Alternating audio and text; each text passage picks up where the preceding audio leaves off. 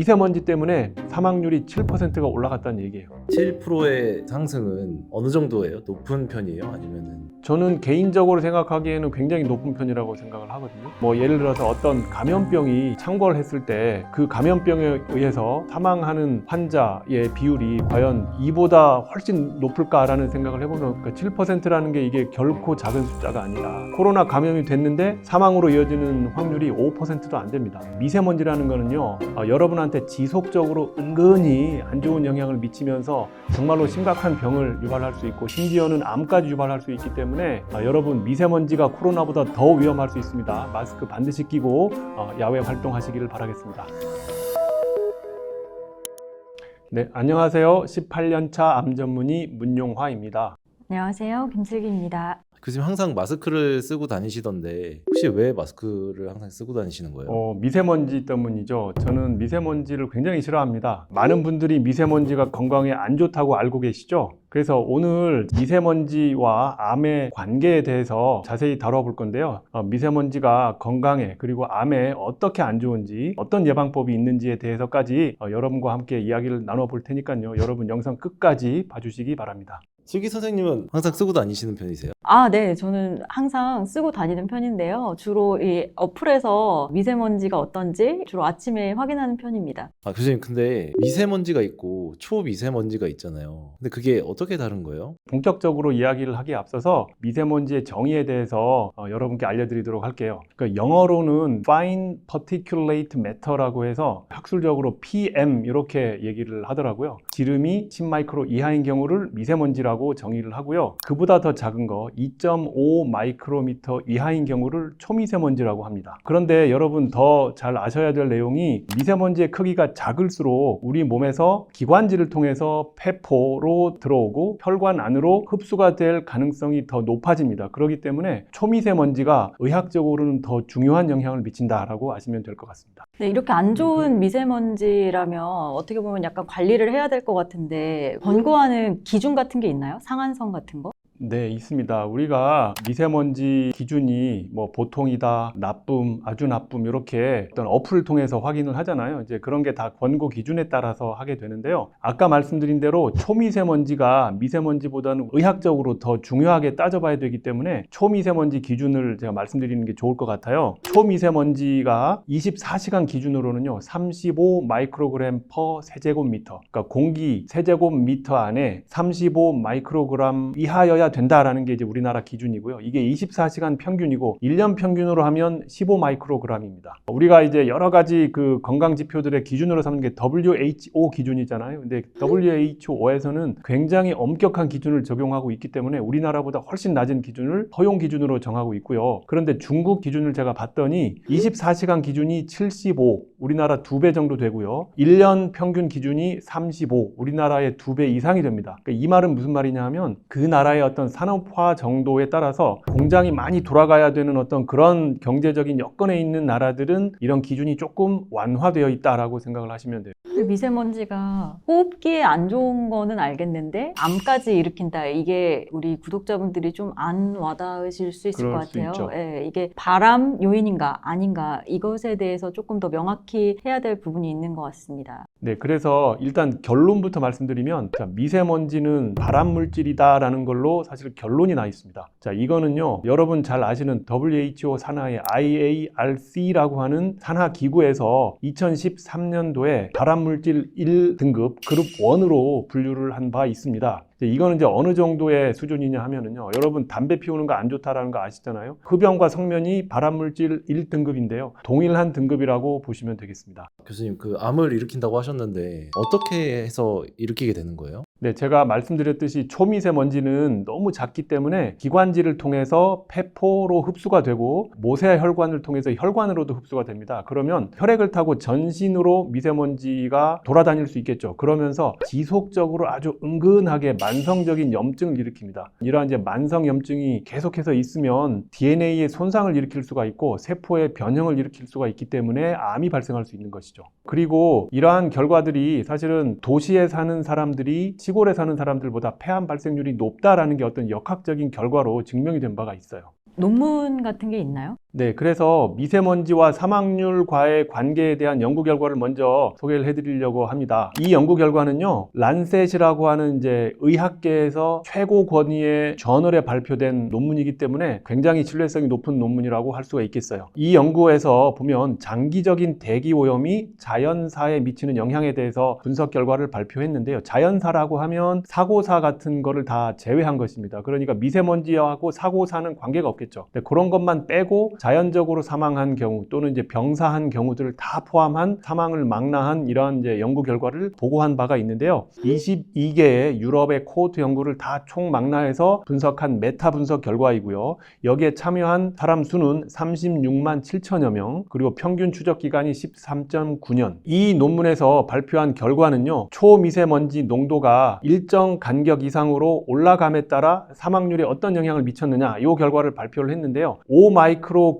간격을 이렇게 올리면서 사망률에 미치는 영향을 분석을 해보았습니다. 이 그래프를 여러분들이 암정복 TV를 보시는 분들은 여러 번 보셨을 텐데요. 세로선을 기준으로 해서 오른쪽으로 가게 되면 위험비가 1이 넘어요. 즉 미세먼지가 사망률을 더 올린다라는 그런 결과이고요. 세로선의 왼쪽으로 가면 오히려 사망률을 낮춘다라는 그런 결과입니다. 그래서 이제 총합의 수치를 나타낸 결과를 보시면 위험비가 1.07로 나타났는데요. 이 말은 무슨 말이냐면 미세먼지 때문에 사망률이 7%가 올라갔다는 얘기예요. 그러니까 어떤 인구 집단에서 100명이 사망하는데 미세먼지의 영향으로 인해서 107명이 사망하게 된다는 뜻이죠. 그래서 7%가 증가된다라는 게 굉장히 중요한 연구 결과를 보고한 바가 있습니다. 그래서 근데 이거는 제가 좀 궁금해서 그런데 7%의 상승은 어느 정도예요? 높은 편이에요? 아니면은 저는 개인적으로 생각하기에는 굉장히 높은 편이라고 생각을 하거든요. 뭐 예를 들어서 어떤 감염병이 창궐했을 때 그 감염병에 의해서 사망하는 환자의 비율이 과연 이보다 훨씬 높을까라는 생각을 해보면 7%라는 게 이게 결코 작은 숫자가 아니다라고 생각을 합니다. 코로나가 어느 정도예요? 코로나 때도 코로나 자체의 사망률은 제가 기억하기에도 뭐 10%는 당연히 안 됐고요. 5%도 안 되는 걸로 알고 있어요. 코로나 감염이 됐는데 사망으로 이어지는 확률이 5%도 안 됩니다. 그럼 이게 코로나보다 높은 그렇죠. 편이에요? 근데 이제 단지 코로나는 아주 짧은 기간에 급성으로 왔다가 뭔가 사망에 이르는 그러한 질병인 것이고, 미세먼지는 사실은 이 미세먼지 때문에 사망하는지 사람들이 생각을 못 하잖아요. 굉장히 아주 긴 기간 동안에 지속적인 영향을 받으면서 그게 만성염증을 일으키고 어떤 질병을 일으켜서 이제 사망하게 되는 것이죠. 좀 14년이나 팔로우를 한 거네요. 그럼 이제 대표적인 질환이 우리가 생각하기로는 폐암일 것 같은데요. 그럼 미세먼지가 폐암을 뭐 얼마나 일으키는지, 사망하는지 이런 거에 대한 결과가 있나요? 네, 그래서 전체 사망률에 대한 통계를 제가 말씀을 해드렸는데, 저희가 더 궁금한 거는 과연 이제 암에 영향을 미치느냐라는 건데, 대표적인 영향을 받는 암이 아무래도 호흡기 계통의 암이겠죠. 제가 찾아본 연구 결과를 같이 공유를 해드릴게요. 미세먼지와 여러 가지 사망률, 그리고 특히 폐암 사망률을 좀 집중적으로 분석한 연구 결과입니다. 이 연구 결과는요, 아까보다 더 큰 규모의 연구인데 88개의 코호트를 다 종합적으로 분석한 것이고, 여기에 참여한 사람의 숫자는 무려 2억 7천만 명입니다. 네, 이 사람들을 대상으로 해서 분석을 했다라는 것이고요. 이 연구에서도 전체 사망률의 변화를 보여주었는데 상대 위험비가 1.08이고요. 즉 8%가 증가된다. 아까는 7%였는데 거의 비슷하죠. 그 다음에 심혈관 계통의 질병으로 인한 사망률이 1.058, 즉 5%가 증가된다. 그리고 세 번째는 호흡기 질환으로 인한 사망률이 1.066, 즉 6%가 증가된다.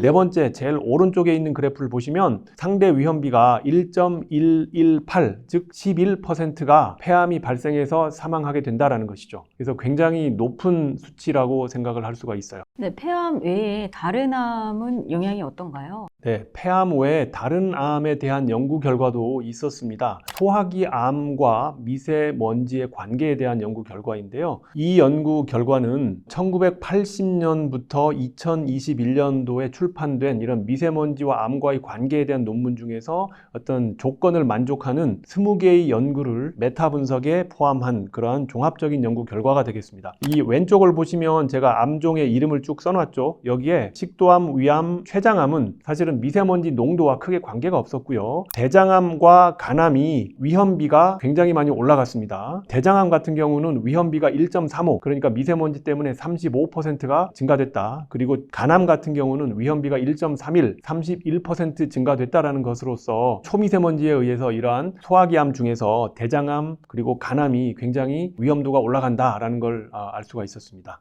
대장암은 왜 이렇게 높아요? 뭐 대장암만 왜 그러느냐라고 하면 사실은 저도 명확하게 답변을 드릴 수가 없는데 어떤 이 연구 결과기 때문에 우리가 이제 받아들이긴 하지만 이 연구에서 시사하는 바는 미세먼지 또는 초미세먼지가 기관지나 폐에만 암을 일으키는 게 아니고 소화기 계통에도 암을 일으킬 수 있다라는 게 저는 중요하다고 생각을 해요. 그러니까 제가 되게 무서운 게 그렇다면 이게 소화기 암뿐만이 아니겠는데라는 생각이 드는 거예요. 뭐 유방암은 괜찮냐, 신장암, 방광암, 뭐 다른 암들은 괜찮을까라는 생각이 드는 겁니다. 그래서 아마 폐암뿐만이 아니고 다른 암에도 이런 초미세먼지가 분명히 영향을 미칠 가능성이 있겠다라는 말씀을 드릴 수가 있을 것 같습니다. 어떻게 보면 점점 이제 암 환자가 많아지는데 이런 영향이 더 가급적인 영향이 당연히 많을 수도 미세먼지, 있겠네요. 초미세먼지도 암 환자 증가에 일조할 것 같습니다. 그럼 교수님은 진료하실 때 항상 이 미세먼지 말씀도 해주세요? 사실은 미세먼지는 뭐 환자들에게 이게 설명을 잘 못하는데요. 앞으로는 좀 미세먼지에 대해서도 환자들한테 좀 이렇게 경각심을 심어줄 필요가 있을 것 같습니다. 저는 진료실에서 치료하고 계신 환자분들께는 마찬가지로 잘 언급하지 못하는 편인데요. 암으로부터 극복하시고 이제 정기적으로 추적만 받으시는 분들이 있거든요. 그런 분들 저희가 암 생존자라고 표현하는데 그분들께는 미세먼지 많은 날에는 꼭 마스크 착용하세요. 이렇게 가끔 말씀을 드리는 편입니다. 그러니까 미세먼지가 이렇게 암으로부터 생존하신 분들에게 좀 더 좋지 않고요. 덧붙여 말씀드리면 당연히 노인이라든지 어린이 그리고 실내보다 이제 실외에서 근무하시는 분들은 더 주의가 필요할 것 같습니다. 네, 교수님 그러면은 실생활에서 할 수 있는 뭐 최소한의 예방법 같은 게 있을까요?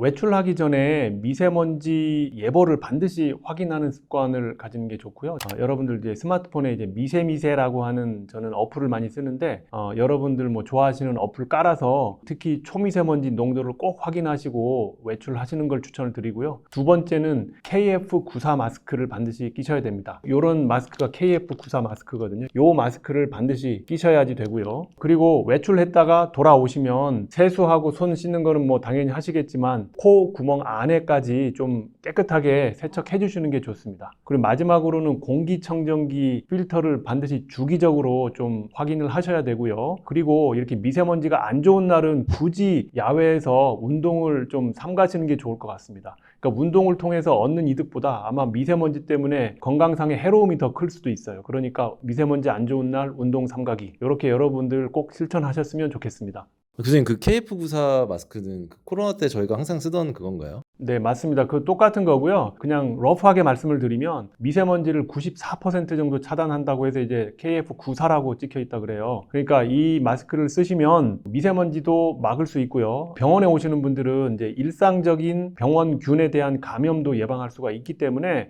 여러분 KF94 마스크를 외출하실 때 그리고 병원에 오실 때 꼭 끼시는 걸 추천드립니다. 이건 제가 특별히 준비했는데요. 근데 실내에서는 이런 마스크를 가끔 끼긴 하는데 이건 이제 병원 내에 특히 이제 비말 주의 감염들이 많잖아요. 독감이라든지 그런 것들은 잘 차단하지만 이런 미세먼지는 잘 차단하지 못하죠. 구멍이 많이 나 있기 때문에 우리 얼굴에 밀착을 할 수가 없잖아요. 근데 이제 이런 구멍을 통해서 이 덴탈 마스크는 미세먼지가 얼마든지 들어올 수 있어요. 그러니까 이건 미세먼지 방지용이 아니고요. 침 튀기는 걸 방지하는 목적이다라고 생각하시면 돼요. 그래서 반드시 여기 코하고 턱 완전히 밀폐되는 이런 KF94 마스크를 끼셔야 됩니다. 이 미세먼지라는 거는요, 여러분한테 지속적으로 은근히 안 좋은 영향을 미치면서 정말로 심각한 병을 유발할 수 있고 심지어는 암까지 유발할 수 있기 때문에 반드시 이 KF94 마스크를 끼셔야 됩니다. 근데 오늘 제가 암정복 의사로서 다시 한번 여러분께 말씀드립니다. 여러분 미세먼지가 코로나보다 더 위험할 수 있습니다. 마스크 반드시 끼고 야외 활동하시기를 바라겠습니다. 예, 오늘 영상이 여러분께 큰 도움이 되었기를 바라겠습니다. 감사합니다.